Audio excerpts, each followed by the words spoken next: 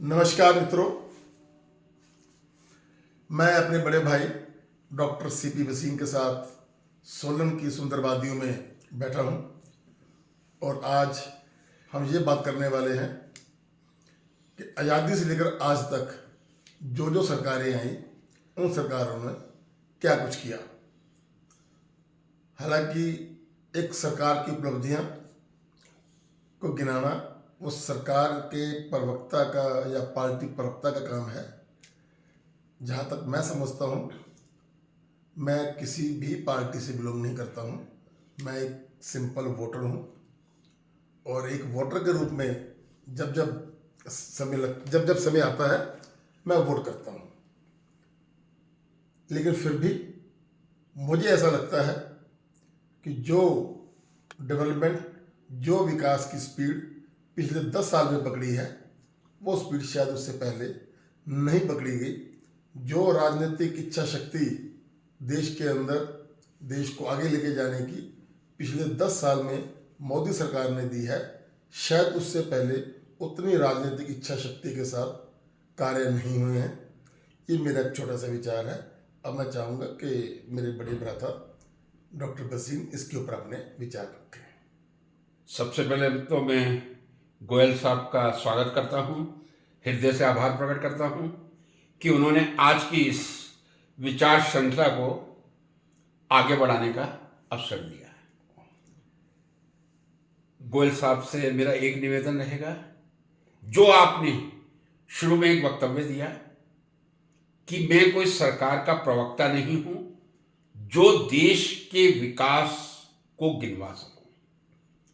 परम आदरणीय गोयल साहब, राजनीतिक प्रवक्ताओं का काम अपनी पार्टियों को बचाने का होता है। देश के जागरूक नागरिक का कर्तव्य उस देश के विकास का सच्चा आंकलन करना होता है। तो पहले तो मैं आपके इस वक्तव्य में सुधार चाहूंगा। जी हां, ये लोकतांत्रिक देश में हमारा अधिकार है। चूंकि हम इस देश के नागरिक हैं, हम वोट देते हैं, सरकार बनाते हैं। हमारा कर्तव्य है इस देश में क्या क्या हुआ, किस समय हुआ, उस पर प्रकाश डाला जाए। और ये राजनीतिक प्रवक्ता नहीं कर सकते, ये गोयल साहब जैसे जागरूक नागरिक ही कर सकते हैं। अब मैं कहना चाहूंगा, इसमें कहीं कोई संदेह नहीं कि जो भी सरकार आती है, प्रधानमंत्री आते हैं, वो सब राष्ट्र के हित का ही कार्य करते हैं। जितने भी प्रधानमंत्री अभी तक हमारे देश में आए हैं, जितनी भी सरकारें आई हैं, सबने राष्ट्र हित के लिए ही कार्य किया है। अब जो आजकल एक परिसंवाद चल रहा है, शायद गोयल साहब उसको कहने में संकोच कर रहे थे। आजकल परिसंवाद ये चला हुआ है 1947 से 2014, यदि मैं सही अपनी गणित की भाषा में कहूं 67 साल होते हैं। ठीक है, 67 साल का विकास और 10 साल का विकास। अब मैं इस बात को थोड़ा स्पष्ट करना चाहूंगा, मोदी जी ने बहुत विकास किया है, इसमें कोई संदेह नहीं। चंद्रयान भेजा है, मोदी साहब के समय में किया है। लेकिन सबसे बड़ी बात यह होती है, हिंदी में एक शब्द होता है नींव का पत्थर, उसको इंग्लिश में कहा जाता है फाउंडेशन स्टोन। मैं समझता हूं कि यदि फाउंडेशन स्ट्रांग होगी तब आपका मकान मजबूत बनेगा। इसीलिए नींव बनाने पर, फाउंडेशन पर बहुत ध्यान दिया जाता है। अक्सर ये मैं चर्चाओं में सुनता हूं, टीवी चर्चाओं में आजकल सुनने को मिलता है कि 67 साल में तो कोई काम देश में हुआ ही नहीं था। जो कुछ हुआ है मोदी साहब के आने के बाद हुआ है। अब मैं कुछ प्रश्न गोयल साहब के सामने रखना चाहूंगा, वो आप उसका बाद में जरूर जवाब दें। आप चूंकि एक बहुत बड़े बिजनेसमैन हैं, नहीं एक मिनट, अच्छा, आप एक बहुत बड़े बिजनेसमैन हैं। मैं पहले प्रश्न रख लूं, फिर आप उत्तर देना। मैं आपको इसी बात पे टोक रहा हूं जी, हम परिसंवाद में हैं, आप सवाल जवाब में नहीं है। मैं यहाँ पर किसी बात का जवाब देने के लिए नहीं बैठा हूँ, ना ही आप किसी बात का जवाब देने के लिए बैठा। चलिए मैं गोयल साहब अपने विचार रखेंगे, मैं अपने विचार मैं गोयल साहब की बात को जी। सहृदय स्वीकार करता हुआ हम यहाँ सवाल गोयल साहब से प्रश्न नहीं रख रहा, आप इस जरूर देश बात के कीजिए। मीडिया से प्रश्न रख रहा हूं, जो बार बार ये कहते हैं कि 67 साल में कुछ नहीं हुआ, जो कुछ हुआ है वो 10 सालों में हुआ है, और देश की कई जनता भी कहती है। मेरा सबसे पहला प्रश्न है, बिजनेसमैन इस चीज को समझता है, federation of Indian chamber of commerce and industries, उसको हम ब्रीफ में फिक्की कहते हैं, फिक्की की स्थापना कब हुई थी? नंबर 1। अब गोयल साहब से प्रश्न नहीं है, आशा भी नहीं है मुझे गोयल साहब से, लेकिन इस देश के मीडिया से प्रश्न है। शिक्षा क्षेत्र में आ जाइए, यूनिवर्सिटी ग्रांट्स कमीशन, विश्वविद्यालय अनुदान आयोग, उसकी स्थापना 1956 में हुई थी। उसका मुझे वर्ष याद है, चूंकि मैं एक शिक्षक हूं, होना भी चाहिए। ठीक इसी तरह एस भट्टागर साहब के इनिशिएशन से, यूजीसी भी एस भट्टागर साहब के इनिशिएशन से ही बनी थी, लेकिन इस देश में जो CSIR लेबोरेटरीज बनी थी, रादर मैं कह दूं council of scientific and industrial research, CSIR के फाउंडर ही शांति सदोगी भट्टागर थे। मैं समझता हूं उसकी स्थापना स्वतंत्रता के आसपास हो गई थी। Department of science and technology, काफी पहले उसकी स्थापना हो गई थी। Defence research and development organisation, DRDO, उसकी स्थापना काफी पहले हो गई थी। DAE, department of atomic energy, सबको मालूम है Bhabha atomic research centre Bharat का एक बहुत ही शक्तिशाली परमाणु अनुसंधान संस्थान है। भाभा जी के नाम पे Bhabha atomic research centre Trombay Mumbai में है। 1974 में श्रीमती इंदिरा गांधी जी के नेतृत्व में 1974 में, मैं गलत नहीं हो सकता, सबसे पहला परमाणु विस्फोट पोखरण में हुआ था। 1975 में आर्यभट्ट को हमने अंतरिक्ष में छोड़ा था। 1982 में राकेश शर्मा जी अंतरिक्ष में चले गए थे। विकास की ये श्रृंखला आजादी के साथ ही शुरू हो गई थी। और यदि शिक्षण संस्थानों की बात करूं, 2014 तक लगभग 750 विश्वविद्यालय थे, इस समय 1100 हैं। ये मुझे पूरी तरह कॉन्फिडेंस है कि इस समय लगभग 1100 के आसपास यूनिवर्सिटी होंगी, उस समय 750 के आसपास थे। जी हां, इस शासन ने 350 यूनिवर्सिटी प्रदान की है। फिर मैं एक प्रश्न करना चाहूंगा इस देश के मीडिया से, कितनी प्राइवेट हैं, कितनी गवर्नमेंट हैं? क्योंकि पहले वाली परिचर्चा में प्राइवेट यूनिवर्सिटी की हम लोग काफी बात कर चुके हैं, इसलिए मैं नहीं कहूंगा, केवल एक नंबर आपके सामने रखूंगा। All India Institute of Medical Science, जी हां, मोदी साहब के समय में भी बने हैं। All India Institute of Medical Science, जो दिल्ली का एशिया का बेस्ट इंस्टीट्यूट है, वो शायद 2014 से पहले ही बना था। इंडियन इंस्टीट्यूट ऑफ टेक्नोलॉजी, जो हमेशा जब भी रैंक निकलती है टॉप यूनिवर्सिटीज की, यूनिवर्सिटी तो कोई नहीं आ पाती, टॉप 150 में IIT बॉम्बे, दिल्ली, कानपुर, खड़गपुर, मद्रास, गुवाहाटी, चेन्नई ये आते हैं। प्रथम IIT खड़गपुर की स्थापना शायद 1952 के आसपास हुई थी, एग्जैक्ट मैं नहीं कह सकता। एम्स और का मैंने पहले जिक्र कर दिया। उसके बाद IIMs, Indian institute of management, IIM Ahmedabad, again the best management institute of Asia, काफी पहले उसकी स्थापना हो गई थी। अब मेरा प्रश्न ये है, देश के मीडिया से है, कोई गोयल साहब ने तो मना कर दिया, वो जवाब देंगे नहीं, वो परिसंवाद करेंगे। देश के मीडिया से मेरा प्रश्न ये है, कितना विकास पिछले 10 वर्षों में हुआ है? आंकड़ों के साथ इस देश की जनता को मीडिया बताने का प्रयास करे।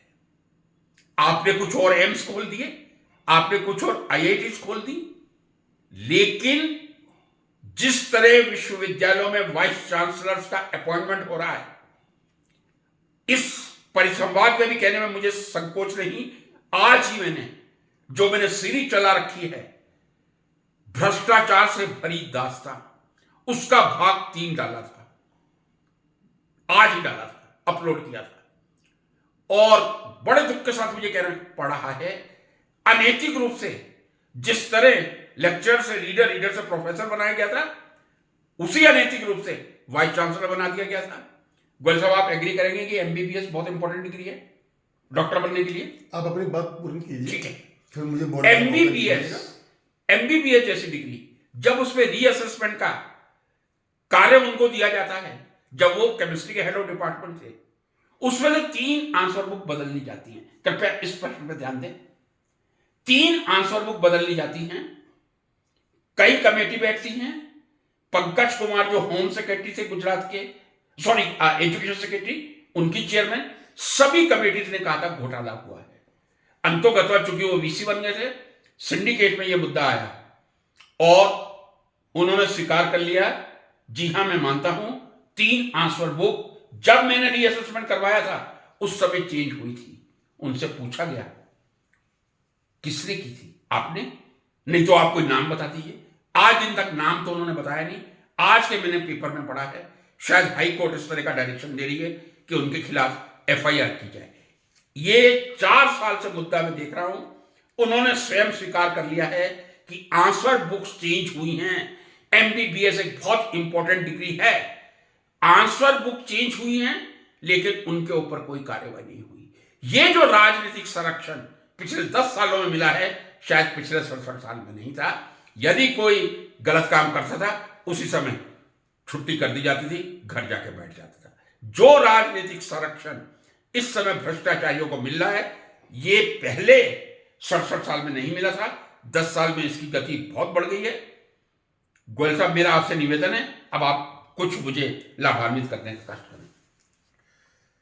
देखिए, सबसे पहले तो जो आपने एक बात शुरू में कही कि एक मीडिया के अंदर एक वो चल रहा है कि 70 साल वर्सेस 10 साल, वो मीडिया में चल रहा है तो चल रहा होगा। एक नागरिक के रूप में मुझे उससे कोई सरोकार नहीं है। आपका जो सवाल मीडिया से है, आप मीडिया से जरूर करें। मीडिया के सामने मैंने रखा था, इसलिए मैंने आपको पहले ही कह दिया था कि इस टाइप का सवाल मेरे आगे रखने का कोई मकसद ही नहीं है। आपने कहा कि आप जवाब नहीं देना चाहते, मैं क्यों जवाब दूंगा? जो आपकी नज़र में दोषी है या जिससे आप सवाल कर रहे हो मीडिया से, वो जवाब देगा ना। मैं जिस सवाल से कंसर्न ही नहीं हूँ, आप उसमें ऐसे नहीं कह सकते कि गोयल साहब इस चीज़ का जवाब नहीं देना चाहते। फिर आप ये स्वीकार कर लीजिए 67 साल में बहुत विकास हुआ था। आप बहुत विकास आप 15 मिनट बोले, लेकिन मुझे आप 3 मिनट भी बोलने का मौका नहीं देंगे। थोड़ा पानी लेंगे? मुझे पानी की जरूरत नहीं है। नहीं, मुझे लग रही है। हाँ जी। सबसे बड़ी बात ये होती है भाई साहब, आप बहुत अच्छा और लंबा बोले हैं, तो उसके ऊपर मुझे भी अपने विचार रखने के लिए उतना समय ना देना, उसे आधा समय दे देना। मैं ये आपसे मानकर मानता हूँ कि अगर आप 15 मिनट बोलेंगे तो मुझे 7 मिनट दीजिए, कोई दिक्कत नहीं है। पर आपके 15 मिनट के जवाब में मुझे 2 मिनट मत दीजिए। नहीं, आप 70 मिनट बोलिए। नहीं है, मैं बिल्कुल बात ऐसा नहीं। अब मैं आगे आता हूँ। वो तो मीडिया की बात है, जो भी आपको मीडिया कहता है करता है, वो सब मीडिया जाने में है, उससे कहीं कंसर्न नहीं हूँ। अगर मैं ये कहूँ, इसके ऊपर अपनी बात रखना चाहूँ, इस सच्चाई के ऊपर कि जो ये कहा जा रहा है वो कितना सच है कितना झूठ है, तो मैं इस देश की जनता को और आपको भी ये याद दिलाना चाहता हूँ। याद कीजिए 2014 की वो शाम, जब इस देश के अंदर एक परिवर्तन आया और श्री नरेंद्र मोदी जी ने देश के पीएम के रूप में कार्य संभाला। उनका पहला वक्तव्य, उनका पहला भाषण यही था कि पिछले 47 से लेकर आज तक जितने प्रधानमंत्रियों ने कार्य किया, वो बहुत अच्छा और सराहनीय कार्य किया, और आज से उस कार्य को मैं आगे लेकर के बढ़ता हूँ। ये बात अगर मैं गलत कह रहा हूँ तो पूरे रिकॉर्ड में इसी को देखा जा सकता है। आप इसको गलत कह रहे हैं, मैं बाद में प्रूव करूंगा। चलिए, प्रूव मत कीजिए। अगर आपको लगता है गलत तो गलत होगा, प्रूव करूंगा। फिर इस चीज को ऐसा होता है, जो चीज आपके मेरे बीच में कोई गलत है जी, वो फिर जनता तय करेगी, आप नहीं तय करेंगे। लेकिन मैं जरूर इस पे विचार रखूंगा। विचार आप रखना, विचार में क्यों, हम विचार ही रख रहे हैं, इसलिए हमने पहले तय कर लिया हम इसमें विचार रख रहे हैं, परिसंवाद करते हैं। हम किसी सवाल जवाब नहीं कर रहे हैं। हम दोनों में से कोई अपराधी नहीं है, हम दोनों नागरिक हैं, जागरूक नागरिक हैं भाई साहब, जागरूक नागरिक। तो ये तो सच्चाई है। और यहाँ तक मुझे ये भी याद पड़ता है कि उस वक्त के जो आउटगोइंग प्राइम मिनिस्टर थे डॉक्टर मनमोहन सिंह, मोदी जी उनको मिलने भी स्पेशली गए थे। ऐसी परंपरा हमने आज तक पिछले 70 साल में नहीं देखी थी। इतना बड़ा सम्मान कि आउटगोइंग प्राइम मिनिस्टर को इनकमिंग प्राइम मिनिस्टर उसके घर पे जाकर के सब मिलने जा रहे हैं। आई थिंक कि इससे बड़ा सम्मान पूर्व प्रधानमंत्री को हो नहीं सकता, और यह सम्मान होना ही चाहिए था। वो कि मोदी जी का एहसान नहीं था, लेकिन उस सम्मान ने हमें एक राह दिखाई कि राजनीति अपनी जगह पर है। अपने से पूर्व प्रधानमंत्रियों का सम्मान, अपने से पूर्व लीडरों का सम्मान करना, ये मोदी का कैरेक्टर है। शायद उनके इसी कैरेक्टर की वजह से देश की जनता उनके साथ जुड़ी भी है। जनता अगर किसी नेता से जुड़ती है तो किसी वजह से जुड़ती है, और अगर देश की जनता किसी से जुड़ती है तो उस जनता को बेवकूफ नहीं कहा जा सकता। कुछ लोग कह सकते हैं, लेकिन अंतिम फैसला एक राजनीतिक व्यक्ति का जनता ही करेगी। सबसे बड़ा सवाल होता है जब हम इस मुद्दे पे आते हैं कि क्या सही क्या गलत का फैसला कोई नागरिक या कोई व्यक्ति नहीं करता, वो उसके परिप्रेक्ष्य में जो तय हुई हुई संस्थाएं हैं वो करेंगी। अगर कोई अदालत में केस है तो उसका फैसला जज करेगा। ये हम देश के विकास की बात कर रहे हैं, नहीं, 67% फैसला तो करेंगे ना, मैं उसी पर आऊंगा। इसी तरीके से एक राजनीतिक व्यक्ति गलत कह रहा है ठीक कह रहा है, उसका फैसला जनता करती है। तो मैंने आपको तो ये बताया कि ना तो मैंने ऐसा कहा, ना देश के प्रधानमंत्री ने ऐसा कहा कि आज से पहले कुछ भी नहीं हुआ। मीडिया के बारे में जो आपकी बात है वो मीडिया जाने, मैं उसके ऊपर कमेंट नहीं करूंगा। अब मैं आगे आता हूं। अब आपने दो पिक्चर रखी आगे जी। एक पिक्चर रखी मोदी जी से पहले की सरकारों की, एक आपने रखी मोदी जी की सरकार की। आपने मोदी जी से पहले सरकारों के अंदर या देश के अंदर जिन भी इवेंट्स का नाम लिए, नेचुरली मैं मानता हूं कि वो इवेंट्स की तारीखें भी ठीक है और ये इवेंट्स हुए हैं, बहुत कुछ हुआ है। आपने वो डेटों के बाद बता दिया, अच्छी बात है। ऐसा तो किसी ने कहा ही नहीं है कि 70 उससे पहले कुछ हुआ ही नहीं है, ऐसा किसी ने नहीं कहा, किसी नागरिक ने नहीं कहा। मीडिया की बात मीडिया जाने। हो सकता है मेरे कानों में कोई त्रुटि रही नहीं, त्रुटि तो हमेशा रह जाती है सुनने में। जी। जैसे मेरे को भी कई बार ऐसी लगता है कि कुछ व्यक्ति ऐसा कह देते हैं कि अगर देश की जनता मोदी को वोट पावर में दे देगी तो जनता पागल है। तो ये तो कोई लॉजिक नहीं हुआ। बहुत दुखद स्टेटमेंट है। हाँ, अगर कोई किस तरह इस स्टेटमेंट की भर्त्सना की कई बार ऐसा हो जाता है कि हम एक दूसरे की स्टेटमेंट को समझने में गलती कर जाते हैं। लेकिन इस तरह का स्टेटमेंट देना एक क्राइम है। जनता पर आरोप लगाना, जनता पर रोक नहीं लगाया जा सकता, अदालत में रोक नहीं लगाया जा सकता, बिल्कुल नहीं लगाया। ठीक है ना। यही मैंने आपसे कहा है कि अंतिम फैसला तो जनता ही करती है। अब आपने दो पिक्चर प्रस्तुत करी, ठहार से पहले कि आपने मोदी सरकार पहले की पॉजिटिव पिक्चर्स दे दी, और उसके अगले 10 साल की आपने जो कुछ कमियां चल रही हैं, भ्रष्टाचार हुए होंगे, आपने भी नेगेटिव पिक्चर दे दी। ये कोई प्रेजेंटेशन नहीं है। प्रेजेंटेशन उसको माना जाता है जो कि अनबायस्ड हो, दोनों की बराबरी हो। आपने अपने स्टेटमेंट में ये कहा कि अगर कुछ हुआ तो 14 तक हुआ और 10 साल में सिर्फ भ्रष्टाचार हुआ। मैं आपके इस वक्तव्य को एक साधारण नागरिक होने के नाते कंप्लीटली इसको मैं गलत मानता हूं। मैंने ऐसा नहीं कहा 2014 के बाद नहीं, आपने 14 के बाद का भ्रष्टाचार बढ़ा है आपने ऐसे नहीं जी। जो कुछ प्रत्यक्ष कहा कि आपने 14 के बाद की कमियां गिना दी हैं, 14 पहले की पॉजिटिव चीजें गिना दी हैं। यही सबसे बड़ा बात सिस्टम है। कमियां 14 के बाद भी हैं, कमियां 14 से पहले भी थी। आपने दोनों ग्रुपों को बराबरी पर नहीं तोला।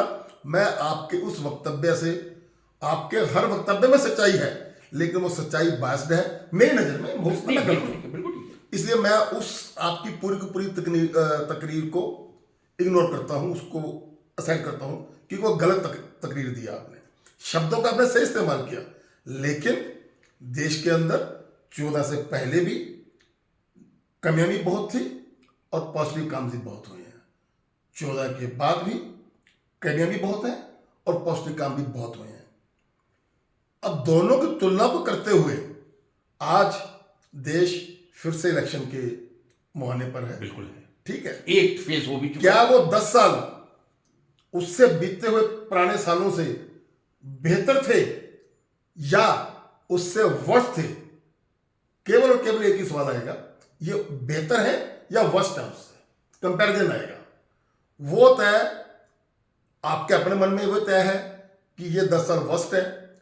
माफ करना, मैं भी अपना मत दे नहीं, देता मैं हूं। बस नहीं कर रहा हूं, बिल्कुल नहीं मेरे कहा। मेरे मेरे मन में ये है कि ये 10 साल पिछले 70 सालों के द बेस्ट है। ये मेरी स्वयं की सोच है जी। इसका अंतिम फैसला कौन करेगा? देश की जनता करेगी। क्या सही क्या गलत 4 जून को सामने आएगा। अब हो गया। जब गोयल साहब ने बात की, एक बहुत बड़े फिलोसोफर हुए हैं गोयल साहब ने, भी उनका नाम सुना होगा, सोक्रेटिस, सुकरात, जी यूनानी फिलोसोफर थे। और ये भी सबको मालूम है, उनको जहर का प्याला पीना पड़ा था जी उस समय। जो मैंने कहीं पढ़ा है, देखिए जब हम बात करते हैं हर चीज स्मृति में बिल्कुल पूरी तरह, कल वो कोई कोर्ट केस करे नहीं। तो 288 जो आपने भी बात कही ना, 288 लोगों की जूरी बनी थी। जी 288 जजों की जूरी बनी थी कि सुकरात सही है या गलत है। यदि गलत है तो उसको सजा दी जाए। जी अब आपको मेरी बात सुन के या पब्लिक को आश्चर्य होगा, 288 में से 280 जजेस ने कहा था ही इज अ कल्प्रिट, ये कल ओके ये अपराधी है, इसको सजा दे दी जाए। और सजा क्या दी जाए? उनके सामने जहर का प्याला रख दिया गया, ये आपको ही मालूम है। और सुकरात ने उसको ग्रहण कर लिया। और जहर का प्याला ग्रहण करने के बाद शिवजी ही ऐसे हैं जो जहर को अपने गले में रोक सकते हैं, इसलिए उनको नीलकंठ कहते हैं। बाकी किसी सुकरात की मृत्यु हुई।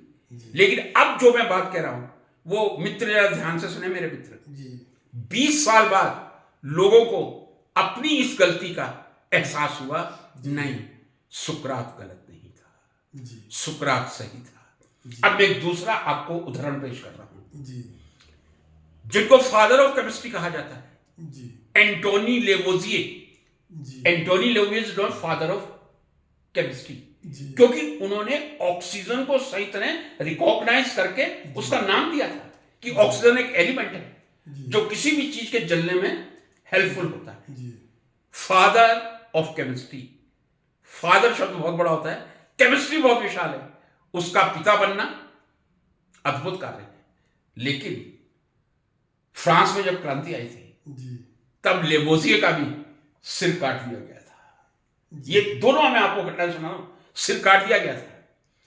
चूंकि वो एक वैज्ञानिक थे, लैब में लगे रहते थे, और लैब में जो होते हैं वो नोटबुक होती है, आप समझते हो, कुछ बुक्स होती हैं। टीचर के पास वो क्या मिलेगा? सोना तो मिलेगा नहीं, पैसा तो मिलेगा नहीं, कुछ बुक्स मिल जाएंगी, बुक्स मिलेंगी, ज्ञान मिलेगा। लेकिन 10 साल के बाद फ्रांस के लोगों को यह एहसास हो, ओहो बड़ी भारी गलती हो गई है। फिर मिसेस लेवोजिए को बुलाया गया और उनकी जो भी चीजें थी, नोटबुक, बुक्स, वो वापस कर दी गई। कई बार भावुकता में आके, ये मैंने दोनों आपको उदाहरण ऐसे दिए हैं, आपकी जागृति को और ज्यादा जागरूक बना सकते हैं। कई बार हमें अपनी गलती का एहसास बाद में होता है। ये मेरे दिमाग पे आ गया, मैंने उदाहरण दे दिया। एक बात कही थी मेरे भ्राता श्री ने कि मोदी जी ने तो कभी कहा ही नहीं कि 67 साल में कुछ नहीं हुआ। जब जब मैं लोकसभा में मोदी जी का वक्तव्य सुनता हूं, नेहरू जी को जितनी गालियां पड़ती, मेरे ख्याल से इस विश्व में किसी भी मृत व्यक्ति को जब आदमी मर जाता है तब उसे पवित्र आत्मा, राइट, प्योर सोल कदर देती है। लेकिन जितनी गालियां ये नेहरू जी ने, अब महात्मा गांधी जी का भी मेरा तो नाम निकल गया, महात्मा गांधी को भी लोग गाली देते हैं। बिल्कुल देते हैं, बिल्कुल देते हैं। उस बेचारे ने क्या लिया? एक लंगोटी पहन के देश को आजाद करवाया, ये लिए। ठीक है, ये मेरे 2 बिंदु हैं, जरा ध्यान रखें। हाँ, अब मैं तीसरे बिंदु पर आता हूं। आप अपने सारे बिंदु मैं बिल्कुल प्रामाणिकता के साथ बात कर रहा हूं। मैं बहुत ज्यादा शिक्षित नहीं हूं, मैं आपसे माफी मांग रहा हूं, लेकिन थोड़ी सी कॉमेडी कर रहे हैं। नहीं, कॉमेडी नहीं कर रहा मैं, चूंकि मैं विज्ञान का विद्यार्थी रहा हूं, जी। हर चीज को ऑब्जर्व करने की मेरी एक जिज्ञासा रही है जी। कि ऑब्जर्वेशन होना चाहिए। मैंने कहा, पिछली बार भी कहा था, I will complete 65 in the month of July, fourth coming July. जी। इस बार के जो चुनाव हो रहे हैं, जी। किन मुद्दों पे हो रहे हैं? हमारे गृह मंत्री जब भी बोलते हैं, राहुल बाबा और उनकी बहन प्रियंका थाईलैंड चली गई थी, यहां गर्मी लग रही थी। एक गृह मंत्री के मुंह से कितना शोभा देता है, बहुत दुखद बात है। फिर एक और मुद्दा आजकल चला हुआ है, मैंने इस पे एक अलग वीडियो भी बनाया था। तेरी थाली में क्या है, तू क्या खा रहा है? यदि तू जेल की सलाखों के पीछे है, हम तेरे टिफिन पे नजर रखेंगे। तू कितनी पूरी खा रहा है, कितने आम खा रहा है, कितनी इडली खा रहा है, कितने डोसे खा रहा है, कितने अंडे खा रहा है। ये मैं 10 वर्षों का विकास बता रहा हूं। 10 वर्षों पर हम राजनीति के किस स्तर पर आकर खड़े हो गए हैं। शायद हमारे पास कुछ कार्य ऐसे नहीं है गिनवाने के जो हम जनता को ये कह सके कि हमने ये कार्य किए हैं, ताल ठोकर कह सके। लेकिन इस प्रकार के आम गिन के, डोसा गिन के, अंडे गिन के चुनाव लड़े जा रहे हैं। एक महान व्यक्ति बिहार में हुआ करते हैं, उनको पूरी दुनिया पलटू राम जी कहते हैं, और दुनिया में सबसे बढ़िया उदाहरण हो सकता है पलटू राम का। पता नहीं ब्रह्मा जी ने उनको किस क्षणों में बनाया था। कल कुछ और नहीं बचा उनको कहने के लिए। लालू जी के साथ उनकी सरकार थी, लालू जी से कहते हैं आपने इतने बच्चे पैदा कर दिए। अरे अब दूसरों की थाली पे आपकी नजर, दूसरों के बच्चों पे आपकी नजर, ये किस प्रकार का चुनाव चल रहा है? इतनी नकारात्मक, इतनी नेगेटिविटी, हम देश को किस गड्ढे में ले जा रहे हैं? हमारी आने वाली पीढ़ी हमें धिक्कारेगी कि मैंने सुना था, क्योंकि आजकल तो यूट्यूब बनने 5 साल बाद, 10 साल बाद जब आपका पोता देखेगा, मेरा पोता देखेगा, मुझसे प्रश्न करेगा, ओहो ये आम की संख्या, कोई आम कितने खा रहा है, किसके कितने बच्चे हैं। इस बात पे चुनाव चल रहा है। ये 10 वर्षों की उपलब्धि में आपको, जब कांग्रेस की सरकार थी, मुद्दों में बात होती थी। एक प्रधानमंत्री का पद जो होता है बहुत ही सम्मानित होता है। प्रधानमंत्री जब अपने मुंह से ये कहे एक गरीब का बेटा प्रधानमंत्री बन गया, इनसे स्वीकार नहीं किया जा रहा। एक पिछड़े वर्ग का व्यक्ति, अरे आप क्यों जातिवादी के जहर को और फैला रहे हो? पहले ही जातिवाद का जहर इस देश में अपनी जड़ें बहुत गहरी कर चुका है। कृपया अपने पद की गरिमा को बनाए रखें। आपने क्या किया ये बताएं, धार्मिक बनाएं।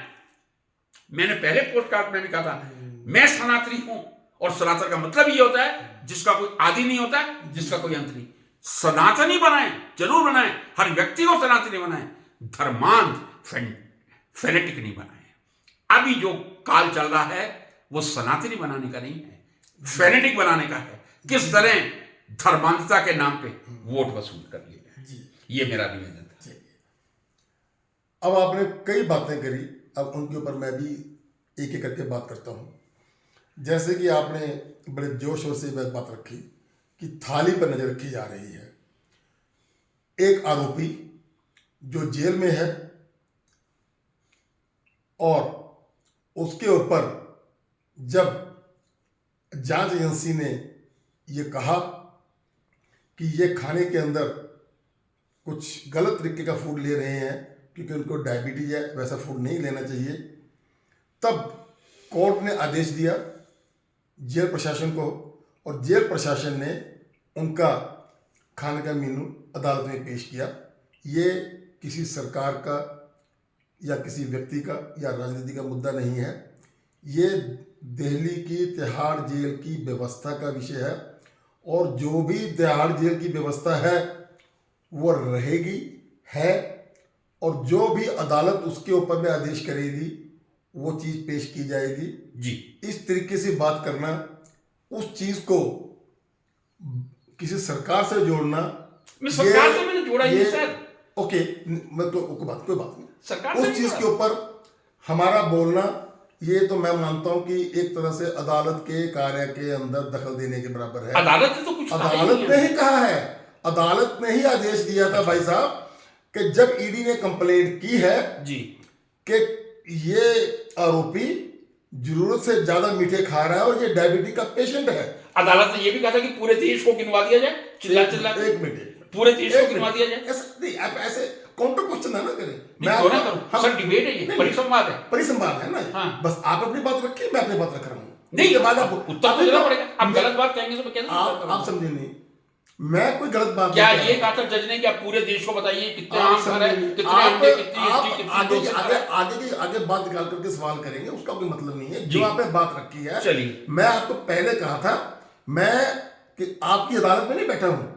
आप सर, मैं तो आपके साथ, आप जज हैं, छोटे भाई मैं के एक ऊपर बैठा क्रिमिनल हूं। नहीं, मैं आपके बैठा हूं, हम सिर्फ अपने विचार रख रहे हैं, बिल्कुल ठीक है ना। लेकिन आप जहां एक भी पत्रकार संदेह की पैदा तरह, होगा, पत्रकार की तरह या दूसरी तरह सवालों को खोद खोद कर नहीं कर सकते। हम संवाद करेंगे, आप अपनी बात रखेंगे, मैं अपनी बात रख दूंगा। फैसला पॉडकास्ट देखने वाले करेंगे कि कौन सी बात सही है, कौन सी बात गलत है, ठीक है ना। तो वो जो थाली वाली बात करी आपने, वो थाली की गिनती कोर्ट ने करवाई है। अब जो थाली की गिनती कोर्ट करवा रही है वो एक संवैधानिक मामला हो गया जी, वो एक देश की अदालत के लैंड ऑर्डर हो गया जी। वो मेरा ख्याल है उसके ऊपर इस तरीके से हमें नहीं बोलना चाहिए। नहीं, बच्चे गिनने के लिए भी जज ने कहा था, आ रहा हूं मैं सारे, मैं तो अभी तो मैं शुरू ही किया जी है। जी जी। अब आपने बहुत सारी बातें करी, बातें करने के लिए बैठे हैं। हाँ हाँ, मैं गलत बात में सही बातें की। अमित शाह ये कहता है, फला ये कहता है, मतलब आपने सारी बातें करी जो मोदी और उसकी टीम के लोग कह रहे हैं। शाह जी कह रहे हैं, ये प्रियंका वो वहां पर है। मुझे फिर यहाँ कहना पड़ेगा, आपने फिर वही पूरी तरह से पक्षपात की बात कर दी। अगर इधर से, मैं तो इसे गंद ही कहूंगा, गंद बका जा रहा है, तो दूसरी तरफ से भी उससे भी ज्यादा गंद बका जा रहा है। चलिए मैं नहीं तो समझता। नहीं, एक आप बताइए, उदाहरण दीजिए, उदाहरण दीजिए आप। उदाहरण तो उदाहरण ही है जहां इस तरह का अरे गिरा सुनिए हुआ, ना, इससे भी ज्यादा गिरे हुए। बताइए। हाय हाय मोदी मर जा तू, एक पर बैठते जैसे ऐसे बात बोली जाती है, तू मौत का सुदागर है, पता नहीं क्या कुछ बोला जाता है। क्या बात करते हो भाई साहब आप। इसके अंदर जनता ने भाई साहब, अटल जी ने 2002 में बोल दिया था, अटल जी ने 2002 में बोल दिया था। राजनीति के अंदर दोनों तरफ से बहुत कहा जाता है, और इसके ऊपर देश का बुद्धिजीवी वर्ग जी चिंता भी व्यक्त करता है कि हमारी राजनीति का स्तर बिल्कुल बहुत गिर रहा है। बस लेकिन जो राजनीति का स्तर गिर रहा है, आपका पक्षपात जो रवैया है वो नहीं चलेगा। उसको स्तर को गिरने के लिए दोनों के दोनों पक्ष बराबर के जिम्मेवार हैं। आप एक पक्ष को नेगेटिविटी, मतलब आप ये मान रहे हैं ना कि भारतीय जनता पार्टी का भी स्तर गिरा है? मैं बिल्कुल नहीं गिरा है, तो फिर सारा का सारा कांग्रेस का गिरा है। नहीं, आपने दोनों, अभी आपने कहा दोनों पक्ष। नहीं, अगर आप मेरी बात को काट करके पेश करेंगे नहीं, तो मैं भी उसको काट के कहना जवाब भी दूंगा कि दोनों पक्ष। अगर आप देखिए, मैं आपको एग्जांपल, अभी आपने कहा दोनों पक्ष, मैं आपको एग्जांपल देता हूं। जी, एक बार मैंने किसी व्यक्ति से एक चीज का सौदा कर लिया, मैंने उससे वो 25 रुपए में खरीद ली जी, 25 रुपए किलो में खरीदी, उसकी वैल्यू बननी थी लगभग 10 लाख रुपए। 5 साल 10 दिन के बाद मैं उस व्यक्ति के पास चला गया, लो अभी डिलीवरी दे दो जी, भाई साहब हिसाब बनाओ, पेमेंट देनी है जी जी, पहले आपको एडवांस दिया था जी। वो जब वो बनाने लगा जी, मैं आपको एक सच्चा किस्सा बता रहा हूँ जी। भाई साहब वो अपना सौदा 28 में होता ना, 28 में हुआ था ना जी। मगर नहीं भाई साहब, अपना सौदा 22 में हुआ था। जी हाँ, जी हाँ, बिल्कुल। अगर आप गलत बोलोगे जी, तो उसका जवाब आपको गलत ही मिलेगा जी। यही चीज आप पे लागू होती है। अगर मैंने ये कहा कि इसके लिए दोनों बराबर के जिम्मेवार हैं, आप मुझे पढ़ के ये कहोगे मानते हो भाजपा जिम्मेवार है, तो मैं कहूंगा नहीं, आप मान लो कि मैं कहूंगा तो आप नहीं मानेंगे, आप कहेंगे तो ठीक है। मैंने कब कहा? आपने अगर आप 25 के प्राइस को 28 करोगे तो मैं 22 करूंगा ना। अब बहुत छोटी सी बात तो दोनों का अधिकार है ना। 1 मिनट की सजेदारी बोलूंगा, ये अधिकार दोनों का जो अधिकार आप इस तरह की बात कर रहे हैं ना, 22-28 वाली, आप सही कह रहे हैं, 22-28 वाली। मेरी स्मृति में कुछ ऐसा आता है, जब मेरे मर्यादा पुरुषोत्तम राम का मंदिर बन रहा था तो सुबह जमीन खरीदी गई थी और शाम को बेच के फिर वापस। ये 22-28 का सौदा सही कहा है भाई साहब, मैं आपके समर्थन में ये बात कर रहा हूं। मैं ये कह रहा हूँ आपको, राम जन्मभूमि की जमीन पे भी ये हुआ, भगवान राम को भी हमने नहीं बख्शा। आप जितना मर्जी घुमा ले जी, आपके घुमाने से ना जनता इस चीज को समझे मानेगी, ना जनता मैं तो अदना प्राणी हूं भाई साहब। हो सकता है जी, हो सकता है कहीं आपको ऐसा लगे कि जनता मूर्ख है, पर ऐसा है नहीं। जनता बहुत समझदार समझदार है ना, तो आपको देख के ही लग रहा है मुझे। वो मुझे देख के लग रहा है आपको ना, देख के लगता है कि मैं कितना मूर्ख रह गया और आप कितने समझदार इंसान हैं। फिर वही बात, आप ये नेगेटिव बातें नहीं, नेगेटिव इतनी बहुत बोलेंगे। ज्यादा करोगे, दूसरे को इससे आप ये ज्यादा दूसरे क्या को बात होगी? दूसरे को सम्मान देना मोदी जी ने सिखाया है। कभी किसी ने दूसरे को आप सम्मान दिया ये जो सम्मान आप दे रहे जी। हो कि आप बहुत बुद्धिमान, मैं मूर्ख हूं, ये मोदी ने नहीं सिखाया। मोदी ने ये सिखाया था जी, सभी अच्छे थे, हम भी उनके साथ उतना ही अच्छा कार्य करेंगे।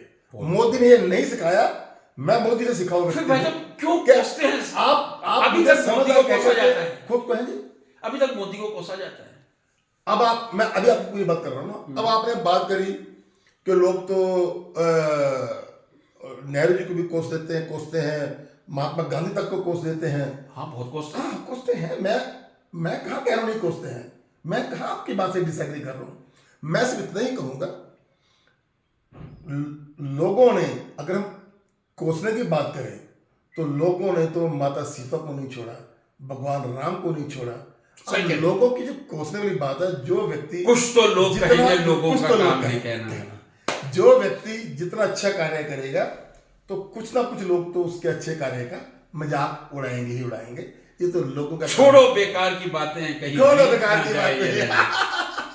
तो समापन की ओर ले जाएं इस परिचर्चा को। बिल्कुल एक अच्छे भाव में समाप्त कर ले जाइए। चूंकि आपने प्रारंभ किया था, बहुत आनंद आया गोयल साहब से संवाद करने में। जब हम राष्ट्र पे बात करते हैं, ये दिखाता है कि हम लोग राष्ट्र के प्रति चिंतित हैं, और किसी भी नागरिक का राष्ट्र के प्रति चिंतित होना उसका सबसे पहला कर्तव्य होता है। यदि हम अपने अधिकारों की तरफ जागरूक हैं, हम महंगाई की बात करते हैं, हम दूसरी बातें करते हैं, तो पहला ये है कि हम जागरूक नागरिक। मैं समझता हूं कि अब इस चर्चा को यहां समाप्त किया जाए कि अनडाउटेडली 67 साल में जो काम हुआ था उसको मोदी जी ने थोड़ा सा आगे बढ़ाया है। निश्चित रूप से ये कहने में कोई संदेह नहीं, थोड़ा सा आगे बढ़ाया है। लेकिन जो राजनीति की नकारात्मकता है, मैं फिर कहूंगा, जिस तरह की रैलियों में बड़े बड़े कद्दावर नेताओं के भाषण देखने को मिल रहे हैं, उससे मन व्यथित होता है। गोयल साहब, व्यथित मन होना मैं ही परमात्मा से प्रार्थना प्रार्थना कि कीजिए इस देश कि के देश नेताओं को सभी- सद्बुद्धि दे। हाँ, ये है, ये देश के आपने नेताओं सही को, शब्दों का इस्तेमाल मैं बिल्कुल कह रहा हूं, देश के ऐसा सभी बोलो। नेताओं को सद्बुद्धि दे, ऐसा और इसी तरह हम लोग जागरूक नागरिक बन के किसी न किसी विषय पर चर्चा करते रहें। नमस्कार। नमस्कार।